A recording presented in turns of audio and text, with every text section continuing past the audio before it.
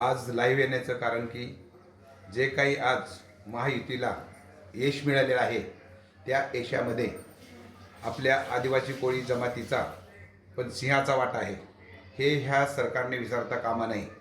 तुम्ही पाठीमागे 2014ला आम्हाला वचन दिलं होतं ते कमीत कमी आपण 2024ला तरी पूर्ण करावं ही देवेंद्र फडणवीस साहेबांना कळकळीची विनंती आहे. यापुढे आम्हाला जाऊन एक सांगायचं आहे की बाबा यानंतर तुम्ही ज्या काही गोष्टी कराल किंवा 25 आमदाराचा जो आदिवासी आमदारांचा जो तुमच्यावरती प्रेशर होता तो पण प्रेशर घ्यायचं आता काही कारण नाही आहे. तुम्हाला जनतेनं भरभरून यश दिलेलं आहे. जवळजवळ 220च्या आसपास आपल्याला जागा आहेत. त्यामुळे या समाजावर जवळजवळ 70 वर्षे जो अन्याय झालेला आहे तो अन्याय दूर करण्यासाठी आपण सहकार्य करावं आणि ज्या मागास पिछडलेल्या जमाती आहेत त्या जमातीला